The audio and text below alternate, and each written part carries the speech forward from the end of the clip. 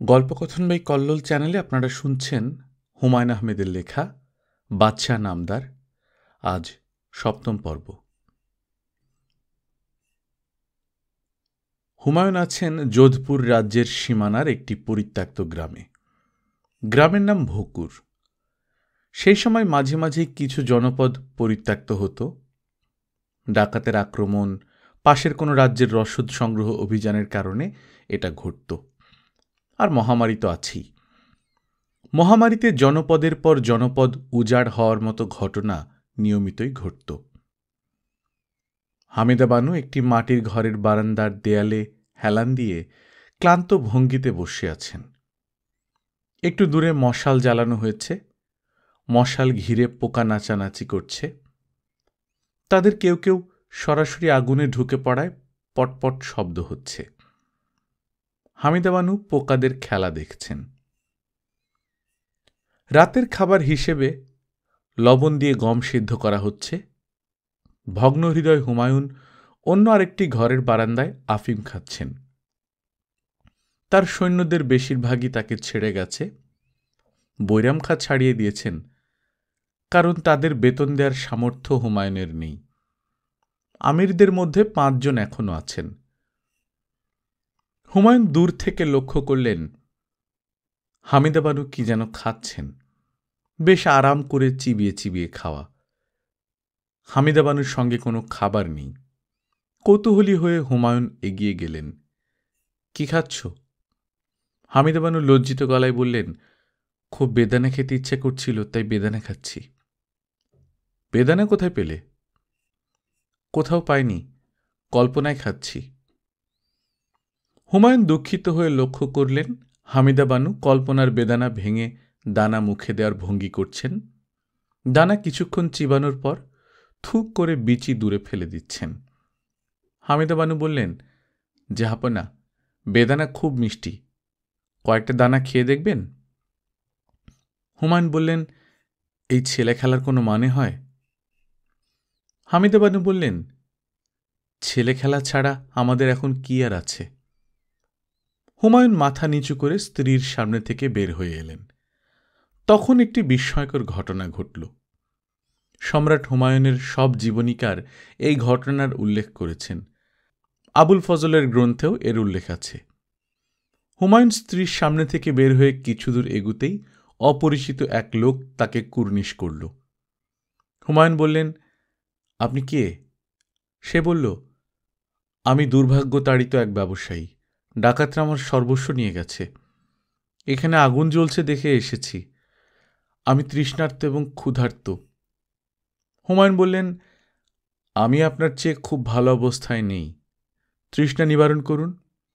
আর খাদ্য প্রস্তুত হচ্ছে, আমাদের সঙ্গে খাদ্য গ্রহণ করুন। বণিক বলল, আমার কাছে এমন কিছু নেই যা দিয়ে একজন সম্রাটকে সম্মান জানানো যায়। তবে আমার কাছে বড় একটা বেদানা আছে, যদি গ্রহণ করেন। বণিক থলে থেকে বিশাল আকৃতির একটা বেদানা বের করল। পেকে লাল টুকটুক করছে। হামিদা বানু হাতে বেদানা পেয়ে অবাক হয়ে বললেন, বেদানা কোথায় পেলেন? হুমায়ুন বললেন, আমি হিন্দুস্তানের সম্রাট। আমার স্ত্রীর বেদানা খেতে ইচ্ছা করছে, আমি সামান্য একটা বেদানা জোগাড় করতে পারবো না? যোধপুরের রাজা মালদেবের কাছে শেরশাহ পুত্র জালাল খাঁ একটি গোপন পত্র পাঠিয়েছেন। পত্রের বিষয়ে এক সময়কার দিল্লির সম্রাট হুমায়ুন। জালাল খাঁ লিখেছেন, যোধপুরকে আমরা আমাদের বন্ধু রাজ্য বলে গণ্য করি। বন্ধুত্ব কখনো একপক্ষীয় বিষয় নয়। আপনি আমাদের সম্পর্কে কি ভাবছেন তা জানা প্রয়োজন। আমাদের শক্তি সামর্থ্যের প্রমাণ আপনার চোখের সামনেই আছে। এক সময়কার ক্ষমতাধর মোঘল সম্রাট আজ প্রাণ ভয়ে পথে প্রান্তরে বনে জঙ্গলে ঘুরে বেড়াচ্ছে। আমরা আশা করি আপনি যেভাবেই হোক পলাতক হুমায়ুনকে খুঁজে বের করবেন, আমন্ত্রণ জানিয়ে নিজ রাজ্যে নিয়ে আসবেন। তার কাছে মহামূল্যবান হীরক কোহিনূর আছে। আপনি এই হীরকখণ্ড রেখে দেবেন। রত্নের উপর আমার পিতা বা আমার কোনো মোহ নেই।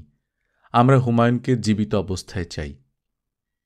আপনাকে যা জানানোর আমরা স্পষ্ট ভাষায় জানালাম। আপনি কি করবেন তা আপনার বিবেচ্য। আপনার অবগতির জন্য জানাচ্ছি, হুমায়ুনের সব ভাইরা আমাদের সঙ্গে আছেন। ইতি জালাল খাঁ। মির্জা কামরানের কাছে তার বোন গুলবদন বেগম এসেছে। তার হাতে কারুকার্যময় রূপার থালায় মিষ্টান্ন। গুলবদন বলল, ভাই মিষ্টি খাও।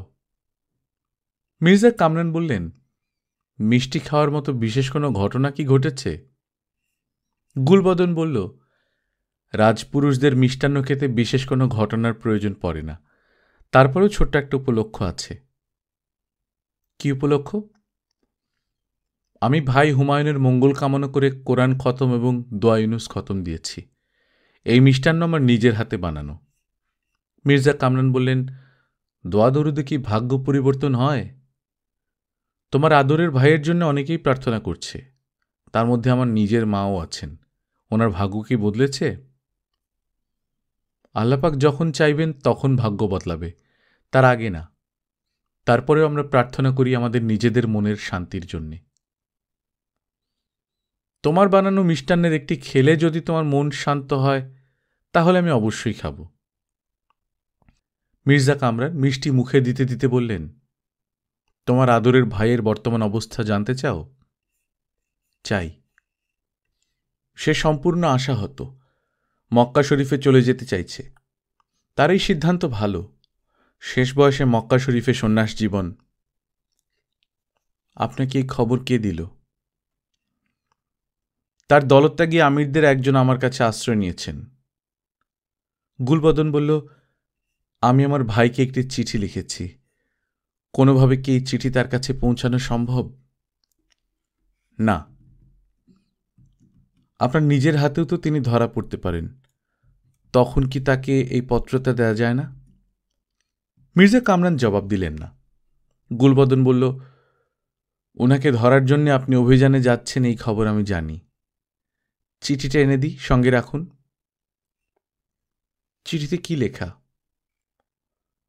খোলা চিঠি, আপনি ইচ্ছা করলে পড়ে দেখতে পারেন। বোন ভাইকে সান্ত্বনা দিয়ে লিখেছে, আনব? মির্জা কামরান হ্যাঁ সূচক মাথা নাড়লেন। হুমায়ুনকে লেখা গুলবদনের পত্র। আমার প্রাণের চেয়ে প্রিয়, আমার নয়নের নয়ন ভাই, হিন্দুস্তানের সম্রাট বাদশাহ হুমায়ুন। ভাই, আপনার এই বোন আপনার জন্য সারাক্ষণ প্রার্থনা করে যাচ্ছে। তার দিবস এবং রজনী আপনার করুণা কামনায় নিবেদিত। এই চিঠি যদি আপনার হাতে না পৌঁছয়, তাহলে বুঝতে হবে আল্লাপাক আপনার প্রতি করুণা করেননি।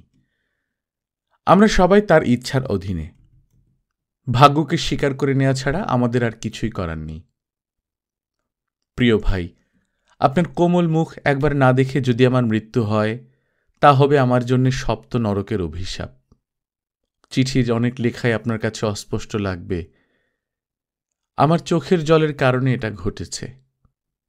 এই হতভাগ্য বোনের ভাইকে দেওয়ার মতো চোখের জল ছাড়া আর কিছুই নেই।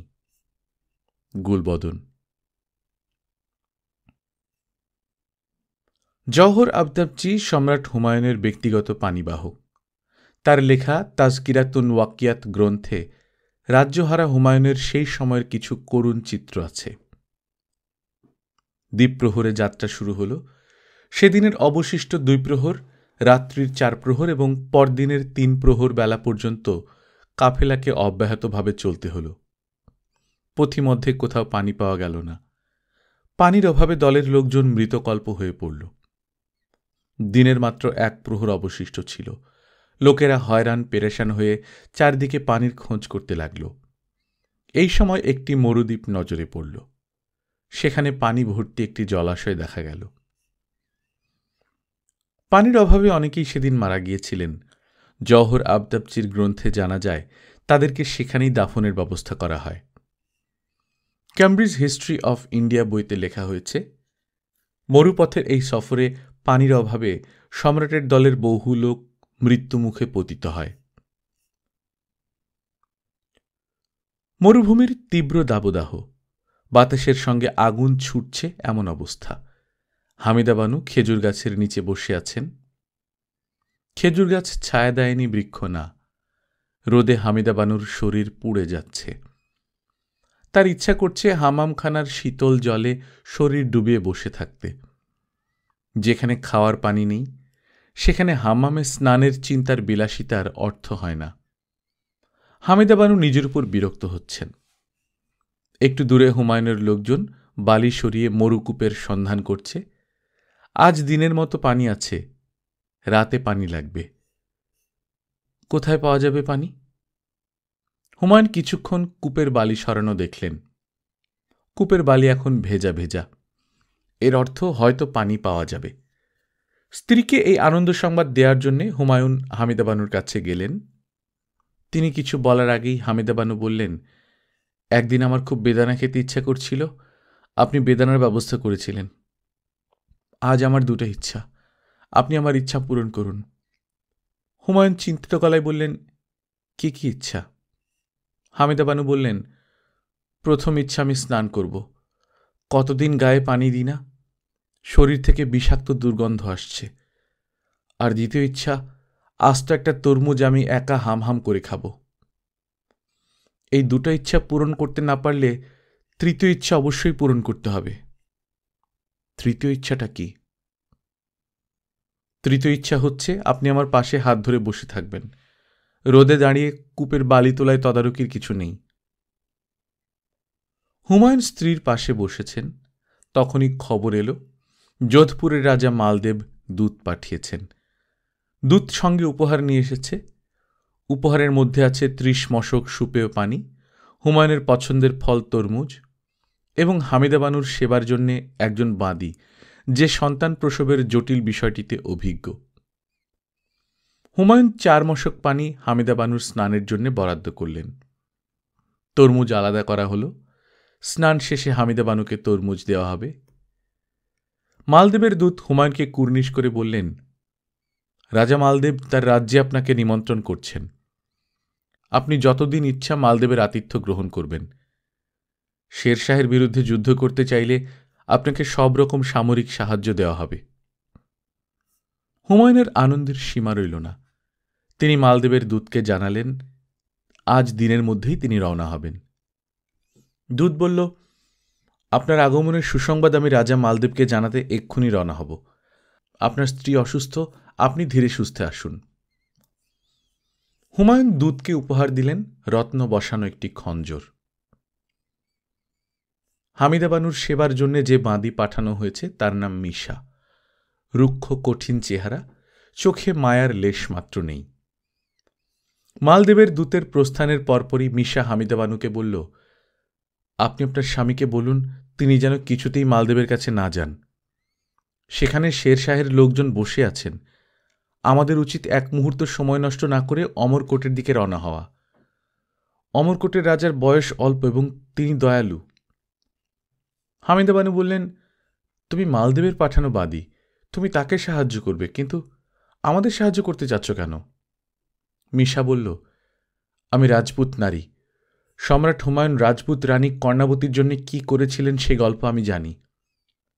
আমি একজন বীরের পক্ষ নেব নাকি কুচক্রী কাপুরুষ মালদেবের পক্ষ নেব? হামিদা বানু বললেন, আমি স্নান করব, তরমুজ খাব, তারপর রওনা হব। মিশা বলল, না, আমাদের হাতে সময় নেই। হুমায়ুন অমরকোটে এসেছেন শুনে অমরকোটের রাজা নিজে তাকে অভ্যর্থনা করতে এগিয়ে এলেন। রাজকীয় পন্থায় কুর্নিশ করতে করতে বললেন, আমার পিতা জীবিত থাকলে তিনি নিজে এসে আপনাকে নিয়ে যেতেন। তিনি গত বছর যুদ্ধে নিহত হয়েছেন। হুমায়ুন বললেন, আপনি হোসেনের পুত্র? আপনার পিতার মৃত্যু সংবাদে আমি দুঃখিত। আমি ব্যথিত হচ্ছি আপনার দৈন্যদশা দেখে। হুমায়ুন বললেন, আমাকে দেখে কেউ ব্যথিত হলে আমি নিতে পারি, কেউ করুণা দেখালে সেটা নিতে পারি না। আপনাকে করুণা করার স্পর্ধা আমার নেই। আমি অতি বিনয়ের সঙ্গে বলছি, আপনার স্ত্রীর সন্তান না হওয়া পর্যন্ত আপনি অমরকোটে থাকুন। আমার পক্ষে সম্ভব সব সুযোগ সুবিধা আপনি পাবেন। হুমায়ুন বললেন, আমার প্রতি আপনার এই বদান্যতার কারণ জানতে পারি? আমি যা করছি আমার বাবা বেঁচে থাকলে তাই করতেন। বাহাদুর শাহের বিরুদ্ধে যুদ্ধ করার সময় আমার বাবা আপনার সঙ্গে ছিলেন। হুমায়ুন বললেন, আপনাকে আন্তরিক ধন্যবাদ। পরম করুণাময়ের করুণাধারা আপনার উপর বর্ষিত হোক, এই শুভকামনা। অমরকোটের হাম্মামখানায় হামিদা বানু গলা পর্যন্ত পানিতে ডুবিয়ে বসে আছেন। মিশা তার গা ডলে দিচ্ছে। হামাম ঘরেই কাটা তরমুজ রাখা আছে। হামিদা বানুর দৃষ্টি সেদিকে যতবার যাচ্ছে ততবারই তার চোখ ভিজে উঠছে। তার পেটের সন্তান খুব নড়াচড়া করছে। অকরুণ এই পৃথিবীতে আসার জন্যে সে ব্যস্ত হয়ে আছে। তার জন্য কি অপেক্ষা করছে কে জানে। 15 অক্টোবর 1542 সালে এই অমরকোটেই হামিদা বানু একটি পুত্র সন্তানের জন্ম দেন। তার নাম রাখা হয় আকবর। পৃথিবীর ইতিহাসে এই আকবর তার স্থান করে নেন আকবর দ্য গ্রেট হিসেবে। আকবরের জন্মের তারিখ নিয়ে বিতর্ক আছে। আবুল ফজলের দেওয়া তারিখের সঙ্গে জওহর আফতাবচির তারিখের অমিল আছে। জওহর আকবরের জন্মের সময় উপস্থিত ছিলেন। তার দেওয়া তারিখ সঠিক হওয়ার কথা। বলা হয়ে থাকে, জাদুটোনার হাত থেকে রক্ষার জন্যে আকবরের আসল জন্মক্ষণ গোপন রাখা হয়েছে। হুমায়ুন জাদুটোনায় প্রবল বিশ্বাসী ছিলেন। পুত্র সন্তানের জন্ম সংবাদ হুমায়ুনকে দেন জওহর আফতাবচি। হুমায়ুন আফতাবচিকে বলেন, তোমার কাছে আমি যে মৃগনাভিটি গচ্ছিত রেখেছি সেটা নিয়ে এসো, আর একটা ছুরি আনো। জওহর আদেশ পালন করলেন। হুমায়ুন নিজের হাতে মৃগনাভি ভাগ করে তার সঙ্গী আমিরদের হাতে দিয়ে বললেন, আজ আমার চরম দুঃসময়। আমি পুত্রের জন্মের আনন্দ করব, আপনাদের সবাইকে উপহার দেব, সেই সামর্থ্য আমার নেই। মৃগনাভির একটি করে টুকরো আপনাদের দিলাম। আপনারা প্রার্থনা করুন যেন আমার পুত্রের যশ মৃগনাভির সৌরভের মতো ছড়িয়ে পড়ে। কান্দাহার দুর্গে মির্জা হিন্দালকে গৃহবন্দী করা হয়েছে। কামরানের হঠাৎ ধারণা হয়েছে তার এই ভাই হুমায়ুনের প্রতি অনুগত। সুযোগ পেলেই সে হুমায়ুনের সঙ্গে যোগ দেবে। হিন্দালকে ভয় দেখানোর জন্যে কামরান 4 জন সাধারণ প্রজাকে ধরে এনে ঘোষণা করলেন এরা হুমায়ুনের প্রতি অনুরক্ত। শাস্তি হিসেবে এদের চোখ উৎপাটন করা হবে। চোখ উৎপাটনের কাজটা আমি করব নিজে। তাই করা হলো। এই 4 জনের বিকট চিৎকার যেন মির্জা হিন্দাল শুনতে পারেন সেই ব্যবস্থাও করা হলো। চোখ উৎপাটিত 4 জনকে রাখা হলো মির্জা হিন্দালের আশেপাশে। কামরান মির্জা আসকারিকে পাঠালেন হুমায়ুনকে ধরে আনার জন্যে। জানুয়ারি মাসের শুরু। শিশুপুত্র এবং সঙ্গীদের নিয়ে হুমায়ুন আবার পথে নেমেছেন। খবর পেয়েছেন জালাল খান নিজে তার বাহিনী নিয়ে এগিয়ে আসছেন। পথে নামা ছাড়া উপায় কি? প্রচণ্ড ঠান্ডা। শিশুপুত্রকে বুকে জড়িয়ে হামিদা বানু স্বামীর পাশে পাশে যাচ্ছেন। পশ্চিম দিক থেকে বাতাসের ঝাপটা আসছে, ঘোড়া সেদিকেই যাচ্ছে। হামিদা বানু বললেন, আমি জানতে চাই আমি কোথায় যাচ্ছি। হুমায়ুন জবাব দিলেন না, কারণ তার কাছে জবাব নেই। তিনি নিজেও জানেন না কোথায় যাচ্ছেন। হামিদা বানু বললেন, আর কিছুক্ষণ এভাবে চললে আমার ছেলে শীতে জমে যাবে। হুমায়ুন যাত্রা বিরতির আদেশ দিলেন। অমরকোটের রাজা উপহার হিসেবে ভেড়ার চামড়ার জোড়া দিয়ে তৈরি একটি তাঁবু হামিদা বানুকে দিয়েছেন। প্রচণ্ড শীতেও এই তাঁবুর ভেতরটা উষ্ণ থাকে। তাঁবু খাটানো হয়েছে। শিশুপুত্রকে বুকে নিয়ে হামিদা বানু তাঁবুর ভেতর ঢুকেছেন। তাঁবুর সামনে আগুন করা হয়েছে। হুমায়ুন আগুনে হাত পা গরম করার চেষ্টা করছেন। শীতে কাহিল অচেনা একটা পাখি আগুনের দিকে পায়ে পায়ে এগিয়ে আসছে। মানুষের ভয়ে সে এখন আর বিহিত না। হুমায়ুন অনেকখানি সরে পাখিকে জায়গা করে দিলেন। তখনই খবর এলো হুমায়ুনের ভাই আসকারি মির্জা বিশাল বাহিনী নিয়ে হুমায়ুনকে ধরে নিয়ে যেতে আসছেন। হুমায়ুন হামিদা বানুকে সঙ্গে নিয়ে সঙ্গীদের সঙ্গে পালিয়ে গেলেন। তাঁবুর ভেতরে আছে শিশু আকবর এবং ধাই মিশা। তাঁবুর বাইরে অপেক্ষা করছে জওহর আফতাবচি। হুমায়ুন জওহর আফতাবচিকে দায়িত্ব দিয়ে গেলেন সে যেন নিজের হাতে শিশু আকবরকে মির্জা আসকারির হাতে তুলে দেয় এবং শিশুর জীবন ভিক্ষা পায়। মির্জা আসকারি তাঁবুর সামনে উপস্থিত। তাঁবুর ভেতর থেকে শিশুর কান্নার আওয়াজ আসছে। তাঁবুর সামনে মাথা নিচু করে জওহর আফতাবচি দাঁড়িয়ে আছে। আসকারি বললেন, তাঁবুর ভেতর কে? জওহর বলল, মহান সম্রাট হুমায়ুনের পুত্র শাহজাদা আকবর।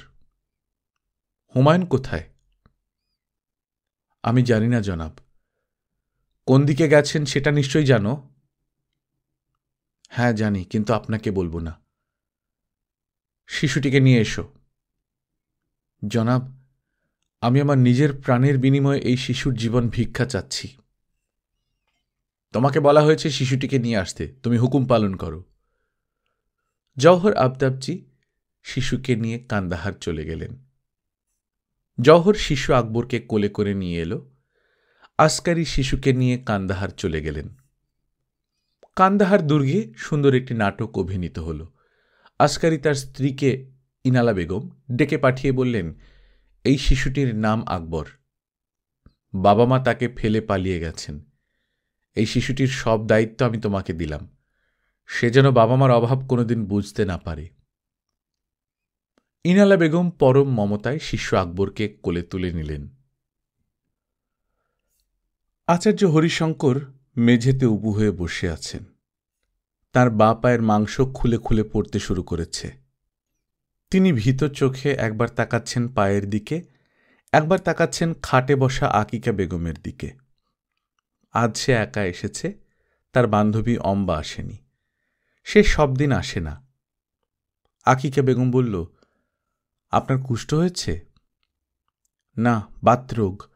খারাপ বাতরোগে এরকম হয়। বাতরোগ না, আপনার কুষ্ঠ হয়েছে। এর চিকিৎসা আমি জানি।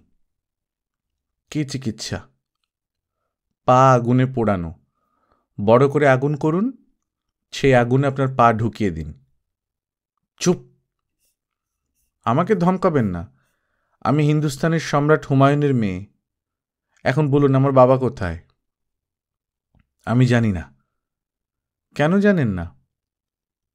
হরিশঙ্কর ঘর থেকে বের হলেন। গঙ্গার তীরে কিছুক্ষণ বসে থাকবেন। ডান পা গঙ্গার পানিতে ডুবিয়ে রাখবেন।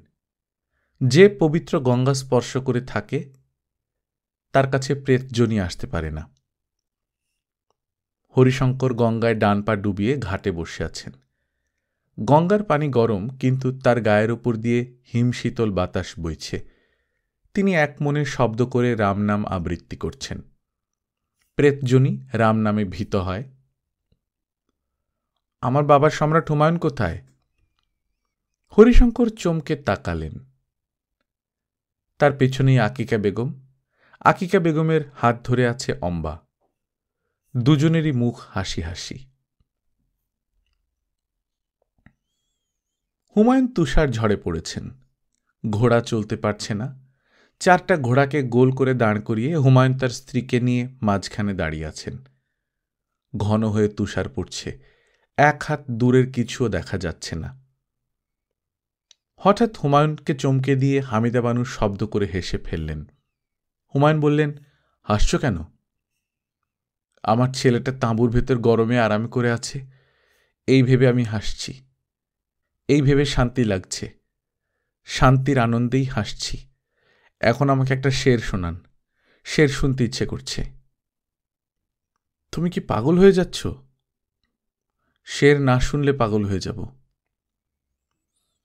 কাছে কোথায় যেন আগুন জ্বলছে। এটা কি চোখের কোনো ভুল? মানুষ মরীচিকা দেখতে অভ্যস্ত।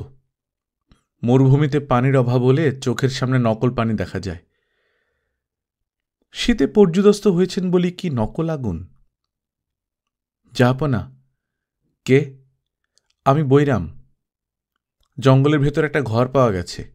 আমি আগুন জ্বালিয়েছি। আপনারা আসুন। খুব সাবধান, বরফ জমে সব পিচ্ছিল হয়ে গেছে। হুমায়ুন স্ত্রীর হাত ধরে এগুচ্ছেন। যত দ্রুত সম্ভব আগুনের পাশে দাঁড়াতে হবে। ঝড়ের গতি আরও বাড়ছে। হুমায়ুন হতাশ গলায় বললেন, হামিদা বানু, আমি এই জীবন আর টানতে পারছি না। সিদ্ধান্ত নিয়েছি সব ছেড়ে ছুড়ে পবিত্র মক্কা শরীফে চলে যাব।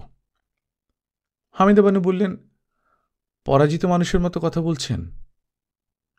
আমি তো পরাজিত মানুষই। পারস্যের ভেতর দিয়ে আমি মক্কা চলে যাব। আমার সঙ্গে কাউকে যেতে হবে না, আমি একা যাব। বৈরাম খা। জাহাপনা, আপনার কথা শুনছি। পারস্য সম্রাট কি তার রাজ্যের ভেতর দিয়ে আমাকে মক্কা যেতে দেবেন? অবশ্যই দেবেন, তবে এই চিন্তা আপাতত বন্ধ রাখুন। আসুন আগুনের পাশে যাই। পারস্য সম্রাট শাহ তামাস্প আর রাজ্যহারা হুমায়ুন মুখোমুখি দাঁড়িয়ে আছেন। পারস্য সম্রাট তার জাঁকজমক দেখিয়ে হুমায়ুনকে অভিভূত করতে চাইছেন। অপূর্ব বেশভূষায় সজ্জিত খোজারা পুষ্পবৃষ্টি করল। সামরিক বাদ্যবাজনা হচ্ছে। ঘোড়সাওয়ার বাহিনী সালাম জানিয়েছে। এগিয়ে আসছে হস্তি বাহিনী। চারদিকের হইচয়ের মধ্যে হুমায়ুনকে দিনহীন দেখাচ্ছে। শাহ তামাস্প বললেন, তৈমুরের বংশধর সম্রাট বাবরের পুত্র হিন্দুস্তানের অধিপতির এই দশা কেন? হুমায়ুন বললেন, আমার ভাইদের কারণে এই দশা। সিংহাসনে বসেই ভাইদের হত্যা করলেন না কেন? সবাইকে দিয়ে সবকিছু হয় না। শাহ তামাস্প বললেন, সবাইকে দিয়ে সবকিছু হয় না বলেই কেউ সম্রাট, কেউ পথের ভিক্ষুক। আপনি আমার কাছে কি চান? হুমায়ুন বললেন, আমি আপনার করুণা চাই না, আমি শুধু পারস্যের ভেতর দিয়ে মক্কা চলে যাওয়ার অনুমতি চাচ্ছি। আমি যতদূর জানি আপনি সুন্নি মতাবলম্বী। ঠিকই জানেন, আমার স্ত্রী হামিদা বানু শিয়া। আপনার স্ত্রী চাইলেই মক্কা যেতে পারবেন। আপনাকে মক্কা যেতে হলে শিয়া মতাবলম্বী হতে হবে। আপনি হয়তো জানেন না, আমি পারস্য সুন্নি মুক্ত করবার পরিকল্পনা করেছি। যেসব সুন্নি শিয়া মতবাদ গ্রহণ করছে না, তাদের মৃত্যুদণ্ড দেওয়া হচ্ছে। হুমায়ুন বললেন, আমাদের নবীজি সাল্লাল্লাহু আলাইহি সাল্লাম বিদায় হজের ভাষণে ধর্ম বিষয়ে সহনশীল হতে বলেছেন। তামাস্প বললেন, এই ধরনের কোনো কথা হজরত আলী বলেননি। আমরা শিয়ারা হজরত আলীর মতামতকে অধিক গুরুত্ব দিয়ে থাকি। যাই হোক, এখন আমি ধর্ম বিষয়ে আলোচনায় উৎসাহী না। আপনি পথশ্রমে ক্লান্তি দূর করুন। সন্ধ্যাবেলা আপনার সম্মানে রাজকীয় ভোজসভার আয়োজন করা হয়েছে। আপনার শিয়া মতবাদ গ্রহণ বিষয়ে তখন আলোচনা হবে। আপনার পরিধেয় বস্ত্রের যে অবস্থা, তা পরে রাজকীয় ভোজসভায় যেতে পারবেন না। আপনার জন্য পোশাক সরবরাহ করা হবে। হুমায়ুন বিষণ্ণ মনে তার জন্য খাটানো তাঁবুতে ঢুকলেন। হামিদা বানুর জন্য আলাদা তাঁবু খাটানো হয়েছে। তামাস্পর হেরেমের নারীরা তার দেখভাল করছেন। শাহ তামাস্পর নিজের তাঁবুতে বিশ্রাম নিচ্ছেন। তার সামনে দমিহ নামের পারস্যের বিখ্যাত সুরা। মাঝে মাঝে তিনি সুরার পাত্রে চুমুক দিচ্ছেন। বৈরাম খাঁকে ডেকে আনা হয়েছে। বৈরাম খাঁ তার সামনে দাঁড়িয়ে। তাকে বসার অনুমতি দেওয়া হয়নি। আপনি হুমায়ুনের প্রধান সেনাপতি? জি আলাম্পানা। আপনাকে দেখে তো প্রধান সেনাপতি মনে হচ্ছে না, মনে হচ্ছে আপনি মেষপালক। আপনার কথায় সম্মানিত বোধ করছি। আমাদের নবীদের সবাই কোনো না কোনো পর্যায়ে মেষপালক ছিলেন। আপনি শিয়া মতাবলম্বী? জি জাহাপনা। আপনার মাথায় শিয়াদের লম্বা টুপি নেই কেন? মাথার চুলও তো শিয়াদের মতো কাটা না। রাজকীয় ভোজসভায় আপনি উপস্থিত থাকবেন, তখন যেন মাথায় শিয়াদের টুপি থাকে। বৈরাম খাঁ বললেন, এই কাজটা আমি মহান সম্রাট হুমায়ুনের অনুমতি ছাড়া করতে পারব না। তামাস্প কঠিন গলায় বললেন, আপনার মহান সম্রাট হুমায়ুন নিজেই শিয়া টুপি পরে ভোজসভায় আসবেন। তাকে পরিধেয় বস্ত্রের সঙ্গে এই টুপিও পাঠানো হয়েছে। বৈরাম খাঁ বললেন, আমার সম্রাট ভোজসভাতে যদি মাথা ন্যাড়া করে আসেন, আমি মাথা ন্যাড়া করেই যাব। আপনার মতো এত অনুগত সেনাপ্রধানের কারণেই হয়তো হুমায়ুন সবকটি যুদ্ধেই হেরেছেন। শুনেছি প্রাণে বাঁচার জন্য হুমায়ুনকে কয়েকবার পানিতেও ঝাঁপিয়ে পড়তে হয়েছে। তখন আপনি নিশ্চয়ই তার সঙ্গে সাঁতার কেটেছেন। বৈরাম খাঁ বলল, সেই সৌভাগ্য আমার হয়নি। তামাস্প হাতে ইশারায় বৈরাম খাঁকে চলে যেতে বলে পানপাত্রে মনোযোগ দিলেন। তাকে অত্যন্ত বিরক্ত দেখাচ্ছে। ভোজসভায় পারস্য সাম্রাজ্যের শান শওকত দেখানোর সব চেষ্টাই শাহ তামাস্প করেছেন। বিশাল তাঁবুতে ভোজসভা বসেছে। চারিদিক আলো ঝলমল করছে। নর্তকী এবং বাদ্যযন্ত্রীরা প্রস্তুত। সম্রাটের ইশারা পেলেই গান বাজনা শুরু হবে। রান্না হচ্ছে দুটি আলাদা রন্ধনশালায়, একটিতে পারস্যের রান্না, অন্য রন্ধনশালায় হিন্দুস্তানি বাবুর্চি তৈরি করছে খোসকা পোলাও। শাহ তামাশপ এবং হুমায়ুন মুখোমুখি বসে আছেন। তামাশপের সঙ্গে তার আমির এবং সেনাপতিরা, হুমায়ুনের সঙ্গে তার 4 জন আমির এবং বৈরাম খাঁ। হুমায়ুন শাহের পাঠানো শিয়া টুপি পরেননি। শাহ তাতে খুব অসন্তুষ্ট এমন মনে হচ্ছে না, বরং তাকে হাসি খুশি দেখাচ্ছে। শাহের নির্দেশে হুমায়ুনের সামনে একটি সোনার থালা রাখা হল। থালায় মহামূল্যবান মণিরত্ন। শাহ বললেন, পারস্যের পক্ষ থেকে সামান্য উপহার। ভোজসভায় উপহার বিনিময়ের রেয়াজ আছে। আপনার অবস্থা আমরা অনুমান করতে পারছি। আপনার কাছ থেকে উপহার হিসেবে শুভেচ্ছা পেলেই আমরা সন্তুষ্ট। শাহের উপস্থিত আমিররা এই কথায় হ্যাঁ সূচক মাথা নাড়লেন। কারো কারো ঠোঁটে বিদ্রুপের হাসি দেখা গেল। হুমায়ুন বললেন, মহামান্য শাহ তামাশপের জন্য আমার পক্ষ থেকে সামান্য উপহার। এই উপহার গ্রহণ করলে আমি এবং আমার সঙ্গীরা আনন্দিত হব। হুমায়ুন সবুজ রেশমি রুমালে ঢাকা একটি পাথর এগিয়ে দিলেন। শাহ তামাশপ রুমাল খুলে তাকিয়ে রইলেন। কয়েক মুহূর্ত তার মুখে কোনো কথা ফুটল না। শাহের আমিররা উঁকি ঝুঁকি দিচ্ছেন। তাদের মধ্যে নিচু স্বরে ফিস ফিস শুরু হল। তামাশপ বললেন, এইটি কি সেই বিখ্যাত কোহিনূর? বৈরাম খাঁ বললেন, আলাম্পনা, এইটি সেই কোহিনূর যা তরবারি দিয়ে পেতে হয় অথবা ভালোবাসার উপহার হিসেবে পেতে হয়। কোহিনূরের উপর আলো পড়েছে। মনে হচ্ছে সবুজ রেশমি রুমালের মাঝখানে আগুন ধরে গেছে।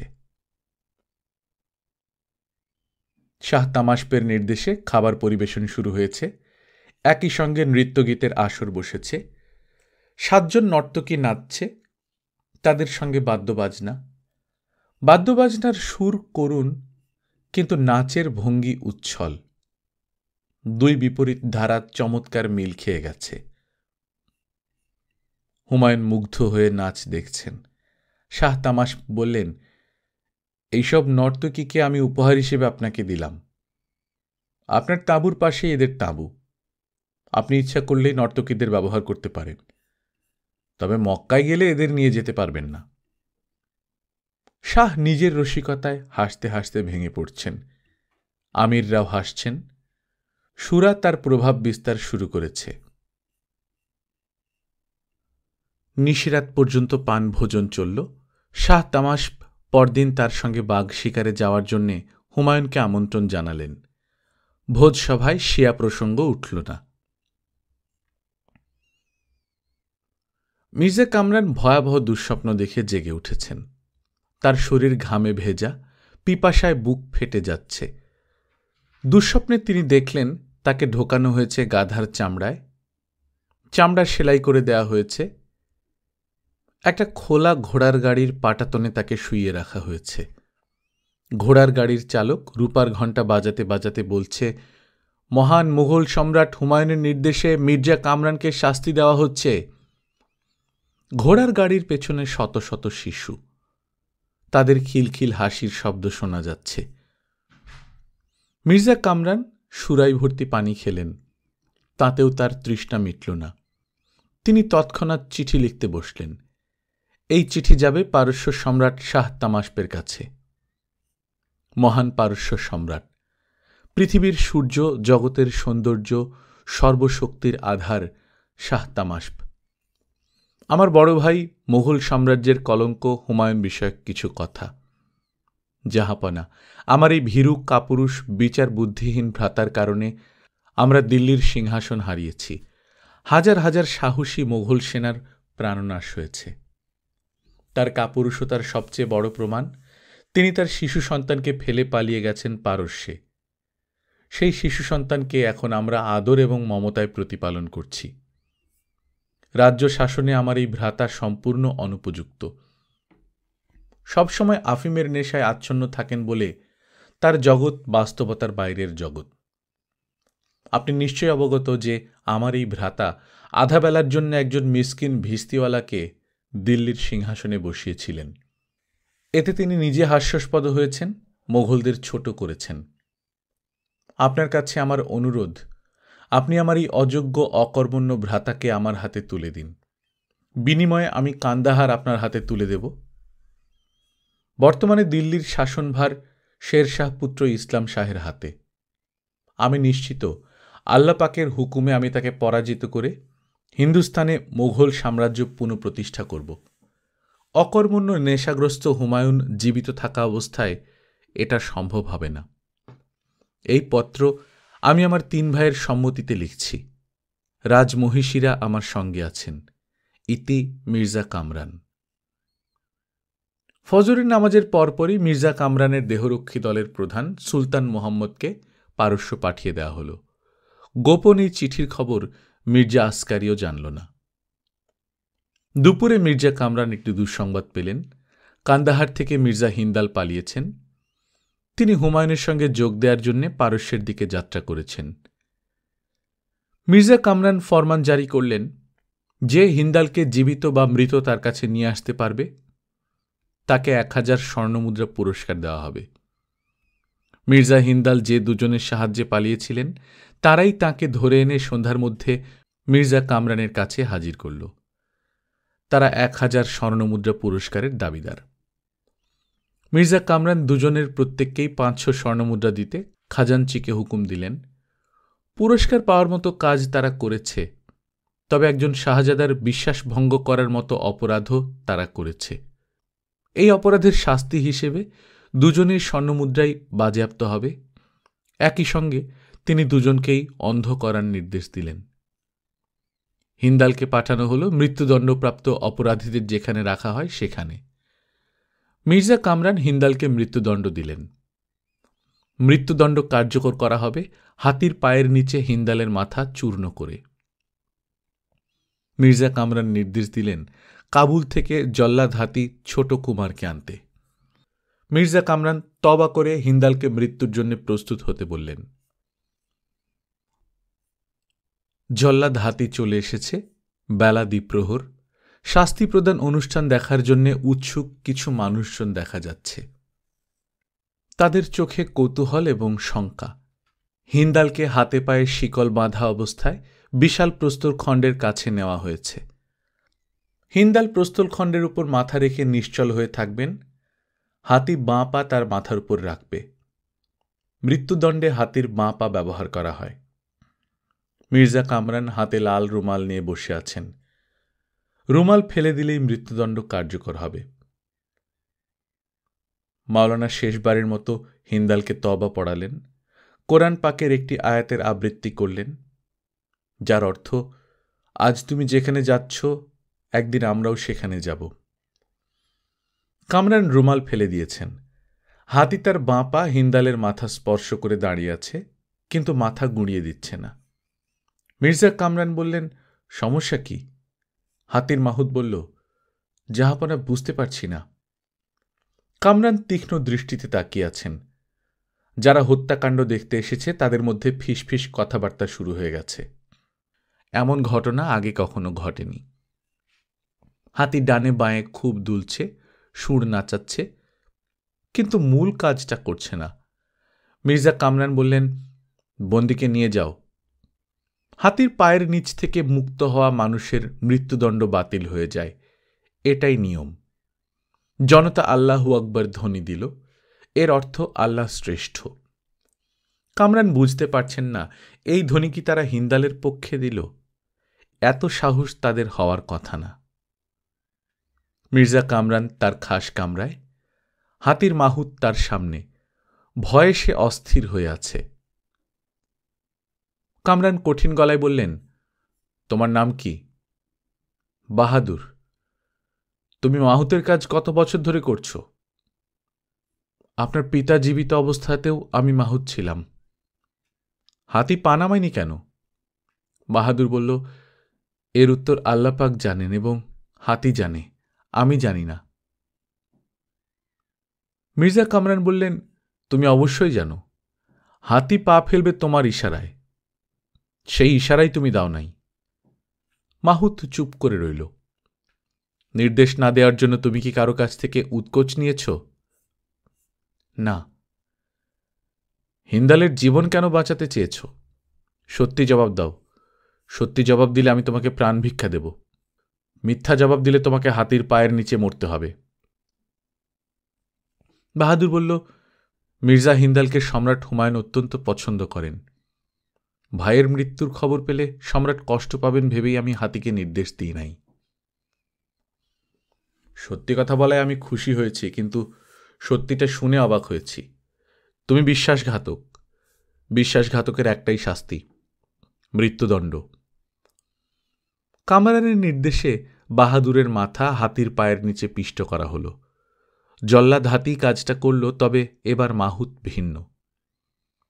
হিন্দালের হাতির পায়ের নিচ থেকে বেঁচে যাওয়ার ঘটনায় কামরান বিচলিত, তবে সেই দিনই আনন্দিত হওয়ার মতো ঘটনা ঘটল। পারস্য সম্রাট দূত মারফত তার চিঠির জবাব পাঠালেন। সেখানে লেখা, যথাসময়ে আপনার ভাই হুমায়ুনকে জীবিত অবস্থায় আপনার কাছে পাঠানো হবে। কান্দাহার সিংহাসনে বসবে আমার পুত্র মুরাদ। হুমায়ুনের ধারণা তাকে গৃহবন্দী করা হয়েছে। বৈরাম খাঁর সঙ্গে তার কোনো যোগাযোগ নেই। আমিররা থাকছেন আলাদা। তিনি হামিদা বানুর কাছ থেকেও বিচ্ছিন্ন। তাকে বলা হয়েছে স্বামী স্ত্রীর মধ্যে একজন শিয়া, একজন সুন্নি। পারস্য সাম্রাজ্যে তারা একত্রে থাকতে পারবেন না। বৈরাম খাঁর বিষয়ে হুমায়ুন নিজেই শাহকে জিজ্ঞাসা করলেন। শাহ বললেন, বৈরাম খাঁকে আপনার প্রয়োজন কেন? সে আপনার অধীনস্থ একজন কর্মচারী মাত্র। তার সঙ্গে সময় কাটানোর কিছু নেই। নিঃসঙ্গ বোধ করলে আমাকে ডাকবেন, দুজনে গল্প করব। চলুন আজ লক্ষ্যভেদ খেলা খেলি। চলুন। শুনেছি রাজকীয় লাইব্রেরিতে আপনি প্রচুর সময় কাটান। কিছুদিন হল গভীর মনোযোগে আপনি একটি পাণ্ডুলিপি কপি করছেন। কিসের পাণ্ডুলিপি? জ্যোতির্বিদ্যার। মক্কায় জ্যোতির্বিদ্যার পাণ্ডুলিপি নিয়ে আপনি কি করবেন? হুমায়ুন জবাব দিলেন না। লক্ষ্যভেদ খেলায় হুমায়ুন ভালো করলেন। 5টি তীরের মধ্যে 3টি লক্ষ্যভেদ করল। শাহ বললেন, আপনার মনোসংযোগ প্রক্রিয়া এখনো ঠিক আছে। এটা ভালো। আপনার অবস্থায় আমি পারতাম না। মাছ শিকারে আপনার কি আগ্রহ আছে? না। শাহ বললেন, অনাগ্রহের বিষয় আমাদের মাঝে মাঝে করতে হয়। তা হয়। সন্ন্যাস ব্রত নিয়ে মক্কা শরীফে যেতে ইচ্ছে করে না, কিন্তু যেতে হয়। ঠিক বলছি না? হ্যাঁ, ঠিক বলেছেন। শাহ বললেন, এবার আপনাকে একটি জটিল প্রশ্ন করছি। শুনেছি আপনি জটিল প্রশ্নের উত্তর দিতে বিশেষ পারঙ্গম। প্রশ্নটি হল, আল্লাহ কোথায় বাস করেন? হুমায়ুন সঙ্গে সঙ্গে বললেন, তিনি বাস করেন ব্যথিত মানুষের অন্তরে। আপনি ব্যথিত মানুষ, তিনি কি আপনার অন্তরে বাস করছেন? হুমায়ুন জবাব দিলেন না। শাহ বললেন, আমরা ভোরবেলা মাছ শিকারে যাব। শিকার পদ্ধতি আমি শিখিয়ে দেব। জটিল কিছু না। বড়শিতে মাছ গেঁথে তাকে খেলাতে হয়। যে যত ভালো খেলাতে পারে সে তত বড় শিকারী। মাছ ধরা খেলা খুবই জমেছে। শাহ প্রকাণ্ড একটা মাছ ধরেছেন। আনন্দ উত্তেজনায় তিনি ঝলমল করছেন। হুমায়ুন বললেন, মাছ শিকার একটি মনোমুগ্ধকর খেলা। দেখে আমি আনন্দ পেয়েছি। শিকারীর আহত হবার ভয় নেই, কিন্তু শিকারের আনন্দ পুরো মাত্রায় আছে। আমি আরেকবার এই শিকারে আসতে চাই। নিজের হাতে একটা মাছ ধরতে চাই। শাহ তামাশ বললেন, সেই সুযোগ আপনি পাবেন না। আপনার ভাই মির্জা কামরানের হাতে আপনাকে জীবিত অথবা মৃত অবস্থায় তুলে দিতে হবে। বিনিময়ে আমি পাব কান্দাহার। হুমায়ুন চুপ করে রইলেন। তামাশ নির্বিকার গলায় বললেন, আপনাকে জীবিত অবস্থায় তার হাতে তুলে দেওয়াটাই পারস্য সম্রাটের জন্য সম্মানজনক। আপনাকে হত্যা করলে লোকে বলবে, আমার কাছে আশ্রয়প্রাপ্ত এক রাজ্যহারা সম্রাটকে আমি হত্যা করেছি। হামিদা বানুর সঙ্গে কি একবার দেখা করতে পারব? অবশ্যই। হামিদা বানুও জীবিত অবস্থায় আপনার সঙ্গে যাবেন। আপনার প্রিয় বৈরাম খাঁও যাবে। হুমায়ুন বললেন, আপনি আমার একটি অনুরোধ রাখুন। আমাকে একা কামরানের হাতে তুলে দিন। আমার স্ত্রী এবং বৈরাম খাঁকে মক্কা যাওয়ার ব্যবস্থা করে দিন। শাহ তামাশ বললেন, না, তা হয় না। হুমায়ুনকে শাহ সৈন্যবাহিনীর ব্যারাকে নিয়ে এলেন। পারস্য সম্রাটের বিশাল বাহিনী সম্পূর্ণ প্রস্তুত অবস্থায় আছে। শাহ বললেন, এই বাহিনীতে 20,000 অত্যন্ত দক্ষ ঘোড়সওয়ার আছে। আপনি এদের সঙ্গে নিয়ে জীবিত অবস্থাতেই কান্দাহার যাবেন। কান্দাহার দখল করে আমাকে দেবেন। আমার কথা ঠিক রইল। আপনি জীবিত অবস্থায় কান্দাহার গেলেন, আমি কান্দাহার পেলাম। আপনার সঙ্গে আমার পুত্র মুরাদ যাবে। তাকে কান্দাহারের সিংহাসনে বসানোর দায়িত্ব আপনার। মুঘল সাম্রাজ্য পুনরুদ্ধারে আপনি আমার বাহিনী ব্যবহার করতে পারেন। হতভম্ব হুমায়ুন তাকিয়ে আছেন। পুরো বিষয়টা বুঝতে তার সময় লাগছে। শাহ তামাশ হাত বাড়িয়ে বললেন, বন্ধু, বিদায়। হুমায়ুন শাহকে জড়িয়ে ধরলেন। তার চোখ অশ্রুসিক্ত। শাহ তামাশ বললেন, আপনার হৃদয় কি এখনো ব্যথিত? হুমায়ুন বললেন, না। শাহ তামাশ হাসতে হাসতে বললেন, এটা তো দুঃসংবাদ। এখন তাহলে আপনার হৃদয়ে আল্লাহ অনুপস্থিত। প্রধান সেনাপতি বৈরাম খাঁর নেতৃত্বে পারস্য বাহিনী কান্দাহারের দিকে এগিয়ে যাচ্ছে। একটি বিশেষ শকটে যাচ্ছেন হামিদা বানু। তার কোলে পারস্য সম্রাটের শিশুপুত্র মুরাদ, যে কান্দাহারের সিংহাসনে বসবে। শিশুপুত্রের বয়স মাত্র 3 মাস। শিশুপুত্রকে দুধ খাওয়ানোর জন্য 3 জন দুধ মাও যাচ্ছেন। কান্দাহার দখল হল বিনা যুদ্ধে। কামরানের সৈন্যদের বড় অংশ হুমায়ুনের বাহিনীর সঙ্গে যুক্ত হল। কামরান পালিয়ে কাবুল দুর্গে আশ্রয় নিলেন। মির্জা হিন্দালকে বন্দিদশা থেকে মুক্ত করে সেনাবাহিনীর একাংশের দায়িত্ব দেয়া হল। কান্দাহার দুর্গের পতনের ফলে মির্জা কামরানের ব্যক্তিগত লাইব্রেরি হুমায়ুনের দখলে চলে এসেছে। লাইব্রেরিতে পাণ্ডুলিপির বিপুল সংগ্রহ দেখে হুমায়ুন মুগ্ধ। হুমায়ুন নির্দেশ জারি করলেন, এখন থেকে তিনি যেখানে যাবেন লাইব্রেরির প্রতিটি গ্রন্থ তার সঙ্গে যাবে। শিশু মুরাদকে সিংহাসনে বসিয়ে হুমায়ুন ছুটলেন কাবুলের দিকে। কাবুল দুর্গ ঘেরাও করা হল। হুমায়ুন কামান দাগার নির্দেশ দিলেন। দুর্গকে কামানের আঘাত থেকে রক্ষা করার জন্য মির্জা কামরান বিচিত্র কৌশল অবলম্বন করলেন।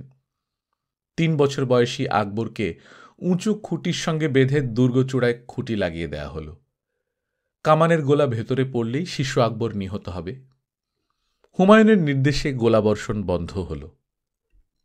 বৈরাম খাঁ হুমায়ুনকে বললেন, আপনি নিশ্চিন্ত মনে তাঁবুতে অপেক্ষা করুন। আমার সঙ্গে অতি দক্ষ 2 জন কামানচি আছে। এরা এমনভাবে কামান দাগবে যে আপনার শিশুপুত্রের কোনো ক্ষতি হবে না। দ্রুত আমরা দুর্গের দখল নেব। হুমায়ুন তাঁবুর ভেতর ঢুকে অজু করে নামাজে বসলেন। কামানের গর্জনে তাঁবু কেঁপে কেঁপে উঠছে। হুমায়ুন নামাজে মন দিতে পারছেন না। নামাজের মাঝখানেই জওহর আফতাবজি উত্তেজিত গলায় খবর দিল, জাহাপনা, আমরা কাবুল দুর্গ দখল করেছি। বৈরাম খাঁ দুর্গে ঢুকে পড়েছেন। যুবরাজ আকবর সুস্থ আছেন। মির্জা আসকারিকে গ্রেপ্তার করা হয়েছে। 3 বছর পর আকবর তার বাবা মাকে সামনে দেখল। সে হুমায়ুনের দিকে আঙুল তুলে বলল, তুমি কে? হুমায়ুন বললেন, আমি কেউ না, আমি শুধু তোমার বাবা। শিশু আকবর বলল, আমার বাবা দিল্লির সম্রাট বাদশাহ হুমায়ুন, তুমি না। হুমায়ুনের নির্দেশে হামিদা বানু এসে শিশুপুত্রকে কোলে তুললেন। আকবর বলল, তুমি কে? হামিদা বানু বললেন, আমি তোমার মা। যখন চারদিকে কামানের গোলা পড়ছিল তখন তুমি ভয় পাচ্ছিলে? হ্যাঁ।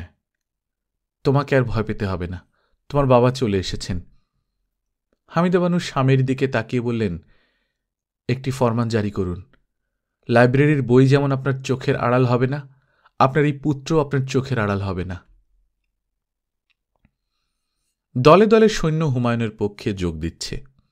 এদের বেতন দেওয়ার সামর্থ্য হুমায়ুনের নেই। সৈন্যরা বলল, এখন আমাদের কোনো বেতন দিতে হবে না, আপনি দিল্লির সিংহাসনে বসার পর বেতন দেবেন। কামরান পালিয়ে লাহোর দুর্গে আশ্রয় নিয়েছেন। বৈরাম খাঁ দুর্গ দখল করলেন। কামরান মেয়েদের পোশাক পরে দুর্গ থেকে পালালেন। তাকে চেনার কোনো উপায় নেই। তিনি চুল দাড়ি কামিয়ে সর্বহারা সন্ন্যাসীর ভেগ ধরেছেন। তিনি রওনা হয়েছেন দিল্লির দিকে। দিল্লির সম্রাট ইসলাম শাহের কাছ থেকে যদি কোনো সাহায্য পাওয়া যায়। কাশীর রাজপথে আপাদমস্তক বোরকায় ঢাকা এক তরুণী হেঁটে যাচ্ছে। তরুণী হঠাৎ থমকে দাঁড়াল। রাস্তার পাশে বসে থাকা এক বৃদ্ধের সামনে এসে দাঁড়াল। তরুণী বলল, আমি আপনাকে চিনি। আপনার নাম আমার মনে নেই, কিন্তু আমি আপনাকে চিনি। বৃদ্ধ বলল, আমি আপনাকে চিনি না, আর আপনাকে চিনতেও চাচ্ছি না। তরুণী বলল, হুমায়ুন কন্যা আকিকা বেগম এবং তার বান্ধবী অম্বাকে কি আপনি চেনেন? আমি কাউকে চিনি না। এই দুজনকে আপনি আগুনে নিক্ষেপ করেছিলেন। বৃদ্ধ বলল, তুমি উন্মাদিনী। উন্মাদিনীর সঙ্গে আমি কথা বলি না। তরুণী আমাদের পরিচিত, তার নাম আসহারি। সম্রাট হুমায়ুন তাকে আগ্রার বুলবুলি উপাধি দিয়েছিলেন। চৌসার যুদ্ধে সে পানিতে ঝাঁপিয়ে পড়েছিল, সাঁতরে তীরে উঠেছে। সম্রাট কন্যার মর্মান্তিক মৃত্যু ঘটনার সে একজন প্রত্যক্ষদর্শী। আসহারি অপেক্ষায় আছে কোনো একদিন সম্রাট হুমায়ুনকে ঘটনাটি জানাবে।